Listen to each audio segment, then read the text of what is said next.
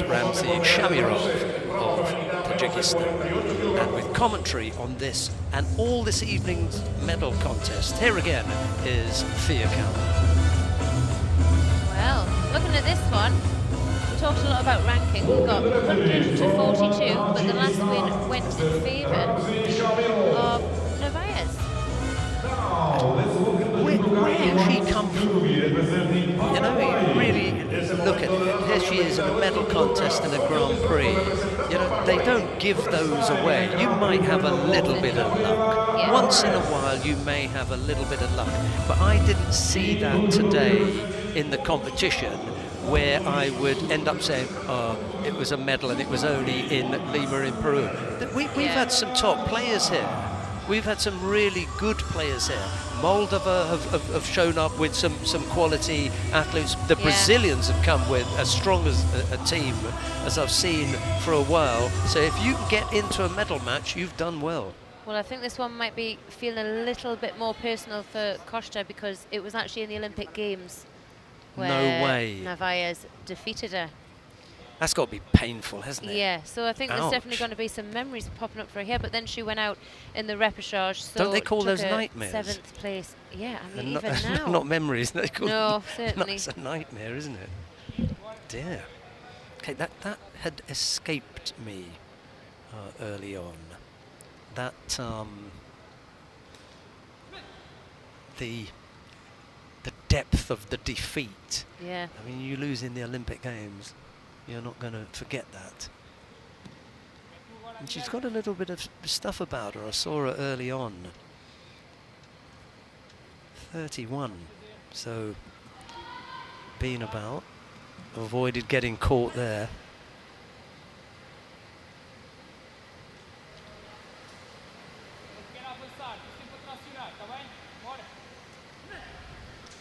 It's a funny thing, isn't it? I mean, there's no previous IGF Tour medals to speak of in this sense, so this could be a first actually, but depends whether or not COSTA comes back to seek revenge. Yes, like to talk about. I love that. I love that. I just had a look at that quarter-final. She lost to Bavudoj of Mongolia, and then in the repechage contest lost to Abiba Abujakinova. That's quality athletes that she had to come up against. I can't remember who likes that, saying, you know, she's under the radar. Yeah, absolutely. I mean, in this sense, for sure.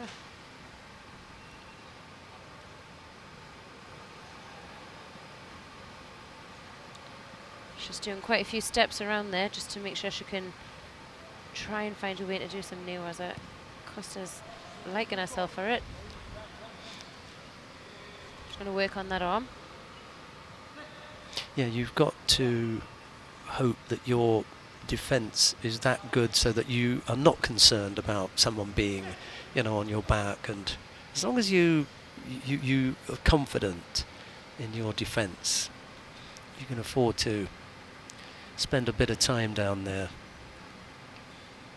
It's usually the ones who are good at newaza themselves, because they are quite often, you know, working on the ground, and as a rest you end up, you know, allowing your partner to have a bit of a go. That's the way it normally works.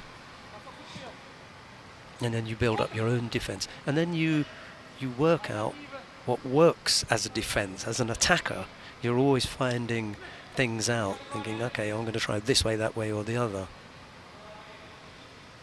In any case, they're on their feet now. Yeah. No scores or shidos to speak of at the moment.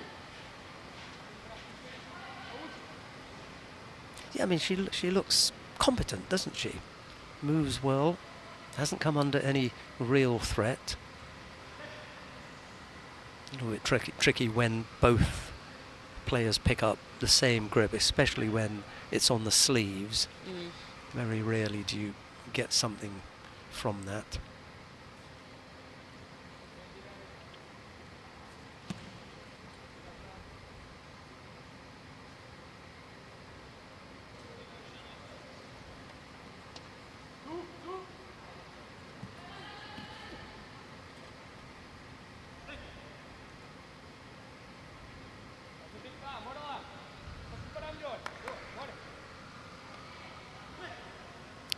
little over a minute left to go. No score as yet, and we're penalty free.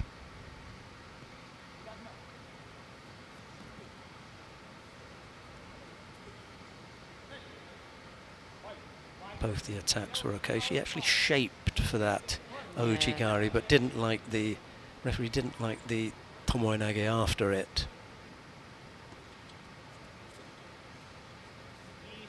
So she's picked up a Shido. That time she moved her there. Yeah, significantly better. I mean, you can see the difference in it.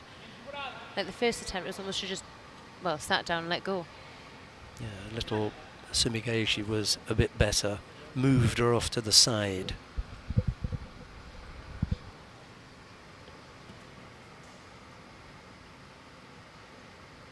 We were talking about how important it is to do something in the continental championships. I'd be interested to see, you know, how her continental union results have been.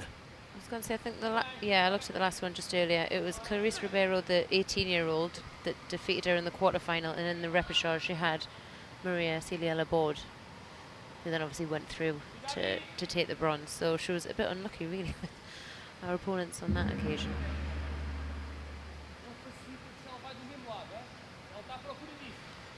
We're going to need a little bit of extra time to sort this one out. She came late to the party because it was 2022 when we've got the first of her medals at a Pan American Open. And, you know, 4 years and you're 31. You've been on the circuit for that short space of time. What were you doing before? We don't have a cadet or a junior record of you. How can you just appear at what effectively would be, what, 25, 26 years old? You just turn up.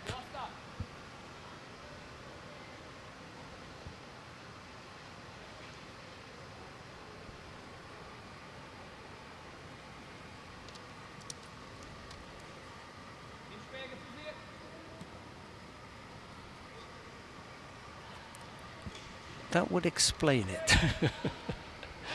Having fought previously for a different country, and then our record will only show the last country that you fought for. So the record goes back to, when do you? 2009. Okay, that's a lot better. So yes, yeah. That's more cadet style, and then Okay. World Cup Miami, Grand Slam in Rio, she took 5th place in 2012. So we're now getting a much better look at the record, and then if you think about the weight category as well. Yeah. But between 2016 and 22, there was nothing. Well, leading up to 2016, I can imagine why that might be. Yeah. That was really nicely done. Yeah. There it is. That's the feeling she was after, maybe. So for me, that's, you know, that's slightly disrespectful. You know, you can do all the celebrating you want now. I know you've got the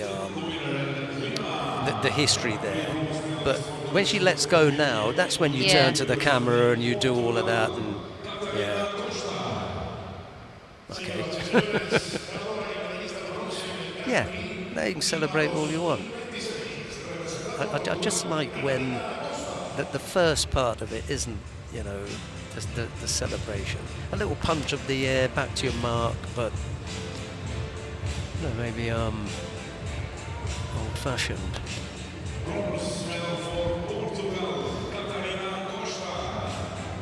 Yeah, so the revenge was in there.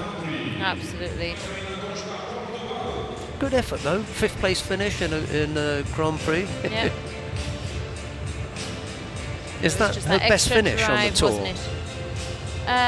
For Paraguay. For Paraguay, yeah. So I think it was a Grand Slam 5th. Ooh. Was their best prior to that in Rio.